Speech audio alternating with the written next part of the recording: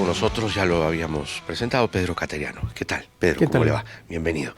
Para seguir el hilo, ¿no? E ir desarrollando los diferentes temas que están hoy por hoy en agenda, ¿hasta dónde más se puede llegar, digamos, con este gobierno? Porque ya hay manifestaciones concretas. Lo de los mineros informales, ilegales, artesanales es un tema aparte, pero y significa en la práctica, constituye en la práctica una paralización de actividades, en fin, de personas varadas. Pero también hay manifestaciones como las que acabamos de ver, que se han repetido también en la región Arequipa días atrás. ¿Hasta dónde más se puede llegar? Bueno, la presidenta cree que mintiendo no le pasa nada. Y esto es consecuencia de la devaluación de su palabra. No honra su palabra y eso es muy peligroso, ¿no? Desde que comenzó el gobierno, lamentablemente empezó a mentir. Ella ante el Congreso se comprometió a adelantar las elecciones generales, no hay que olvidar. Y hoy día estamos viviendo esta anarquía política y estamos pagando las consecuencias de no haber adelantado las elecciones generales. Claro. Hay una anomalía democrática y constitucional. Es una presidenta que no solo miente, no da cuenta de sus actos. Eso no ocurre en ninguna democracia. Es una presidenta que carece de partido político, de bancada parlamentaria, que en la práctica es una presa política de este Parlamento que también impunemente viola el orden constitucional. Entonces, por eso menciono que estamos ante una anomalía democrática y constitucional. ¿Y cómo salir de esta? Bueno, salir tomando conciencia de la gravedad que implica el voto en las elecciones generales. Y confío que en esta campaña que se viene, la gente se informe, los partidos ofrezcan propuestas y sepamos quiénes usan la mentira impunemente y quiénes dicen la verdad. Es cierto que el país está acostumbrado a elegir a presidentes mentirosos, pero ya hemos visto también cómo acaban los presidentes mentirosos.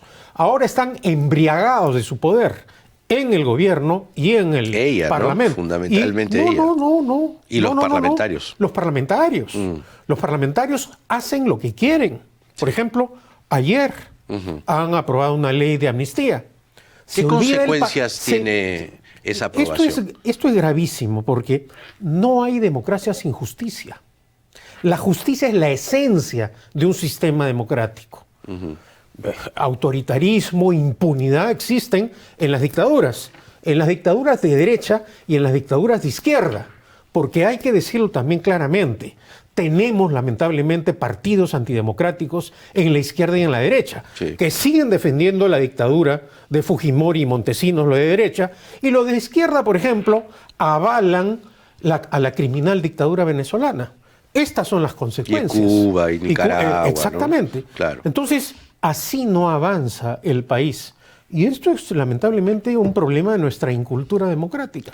Creer que la democracia soluciona los problemas, la mano dura, la bestialidad. Por ejemplo, en estas pocas horas se ha empleado como ejemplo el caso del Frontón. ¿Cuántos años ha demorado el proceso? Ciertamente el Poder Judicial tiene una grave responsabilidad en esto. Pero no podemos olvidar el salvajismo que significó las ejecuciones con gente rendida, balazos en la nuca. Eso no se puede olvidar. No se puede pasar tan alegremente. Hay otros mecanismos constitucionales, se tenían otras vías legales para solucionar esto. Claro que sí. Por ejemplo, una comisión de indultos que revisara caso por caso. Claro. Que fue algo que se utilizó en el pasado. Pero tenemos acá a una Defensoría del Pueblo muda, a un gobierno mudo, ¿no? A un Ministerio de Justicia mudo ante esta clase de atropellos que continuamente viene cometiendo el Parlamento. Ahora, dices entonces que con la aprobación de esta ley de amnistía, el Perú se aleja de lo que constituye ser un país democrático. Yo creo que exactamente profundizamos la crisis. Estamos ante una anomalía democrática constitucional. No somos un ejemplo de democracia. Se ha tratado de vender la idea simplemente porque los partidos políticos que integran este vergonzoso Congreso han privilegiado los intereses partidarios, económicos, y han dejado de lado el interés nacional. Pero estamos en una situación sumamente grave, en donde este Parlamento aprueba normas que favorecen al crimen organizado. Y hay que decir el cinismo con el que actúan. Porque ahora, por ejemplo, Fuerza Popular, Alianza para el Progreso y la izquierda se presentan como defensores de las Fuerzas Armadas. Pero son estos mismos partidos los que acusaron falsamente, por ejemplo, a todos los miembros de las Fuerzas Armadas que trabajaron cuando yo fui ministro de Defensa. Por atacarme a mí, persiguieron políticamente, usaron su poder para someter a estos militares. Y estos militares durante 10, 12 años han sido víctimas de la prepotencia política de Keiko Fujimori, del señor Acuña, de los apristas liderados por Luciana León y de toda la izquierda que se sumó a este cargamontón, aprobando el informe de la señora Luciana León que involucraba injustamente a generales y almirantes o tenientes generales de la Fuerza Aérea que cumplieron con su deber y lo cumplieron con honestidad, porque a lo largo de estos años la Fiscalía en la casi totalidad de los casos, salvo uno, el de los aviones Spartan, que ya está durando 10 años, han sido todos los actos convalidados legalmente. Pero por razones políticas, el fujimorismo, Alianza para el Progreso y la izquierda los persiguieron. Y hoy día, alegremente, los fujimoristas y los empleados del señor Acuña tratan de vender la idea de que son los verdaderos defensores de las Fuerzas Armadas, cuando son estos partidos los que usan políticamente a las Fuerzas Armadas. Y hay que evitar el uso político de las Fuerzas Armadas. Lo que está describiendo es un uso político, ¿no? Bueno, lo hablo además una persona que creo a lo largo de mi trayectoria ha demostrado que he estado con las Fuerzas Armadas. En lo que nunca estaré es en favor cuando las Fuerzas Armadas violan el orden democrático y constitucional. Pero yo recuerdo un caso, por ejemplo. Matar gente inocente. Exactamente. El caso de la operación Chavín de Huántar. Claro. Cuando me designaron agente ante la Corte Interamericana de Derechos Humanos. Los militares que participaron en ese acto, estuvieron en absoluto estado de indefensión durante toda la dictadura de Fujimori y Montesinos y durante el segundo gobierno aprista. Yo asumí ese caso, esa defensa ante la Corte, porque sabía que ese acto tenía como propósito rescatar rehenes. Correcto. No era, como manifestó la izquierda extremista, un acto para ejecutar extrajudicialmente a los terroristas que habían tomado. Y logramos revertir el caso, pero es un caso notorio. Hay otros casos, reitero, por ejemplo, el del Frontón, que es indefendible desde el punto de vista de la justicia. Y por esa razón creo que acá nuevamente el país, a través del gobierno y del Parlamento, vuelve a cometer errores que nos colocan en la etapa más negra del fujimontesinismo, que usaba estos argumentos. ¿Qué entonces queda, en este caso, para los familiares de las víctimas, ¿no? La Corte Interamericana, el sistema interamericano es lo único que queda. Pero la Corte Interamericana, a su vez, ya se ha pronunciado, ¿no? Y eso, más bien, ahí vendría el siguiente tema, ¿no?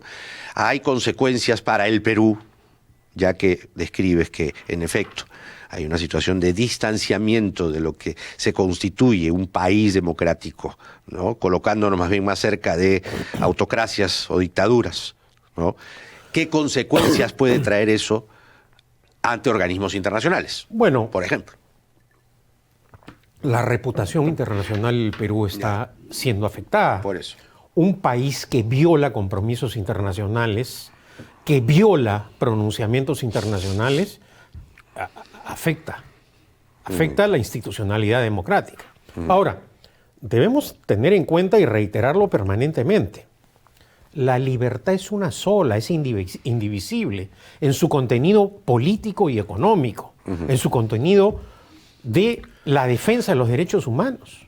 Un rasgo distintivo del sistema democrático es precisamente la defensa de los derechos humanos. No es como algunos creen que solo hay democracia cuando impongo mi criterio o mi ideología en el ámbito económico y no político. Y al revés, solo hay democracia cuando impongo mi criterio en el ámbito político, pero no económico. Y eso es lo que tenemos hoy día en el país. Sectores antidemocráticos que, según sus intereses, privilegian aspectos de la democracia, cuando la democracia en esencia es justicia y defensa de los derechos humanos. No solo es economía de mercado, libre empresa, fomento a la inversión nacional y extranjera, desarrollo económico, que es la única forma de salir de este caos. Claro. O sea, somos un país bendecido por la naturaleza. Ahora vemos que sobra el oro, pero lo operamos ilegalmente. Hay que reconocer, Jaime, que en los últimos años la izquierda ha tenido un gran éxito. Ha logrado paralizar las inversiones mineras en el ámbito formal y frente al avance incontenible. Yo no veo marchas. Bueno, nada, ni protestas. Yo recuerdo que cuando me presenté por segunda vez a exponer el programa de gobierno ante el Parlamento, advertí que uno de los grandes problemas del país era el avance incontenible de la minería ilegal. Bueno, el Parlamento me negó la confianza. Mis adversarios y enemigos festejaron ese hecho. Lamentablemente, el tiempo me ha dado la razón. Y hoy en día se siente tan poderosa la minería ilegal que estamos viendo que uno de sus líderes amenaza públicamente a la nación diciendo que va a correr sangre o se va a derramar sangre. O que van a tomar Lima. Entonces, ¿no? Ya estamos en una situación también de desgobierno, ¿no? No hay liderazgo político, hay ineptitud, hay frivolidad de parte de la presidenta y estas son las consecuencias, repito, de no haber adelantado las elecciones generales. Pedro Cateriano con nosotros, ex primer ministro también. Gracias, Pedro.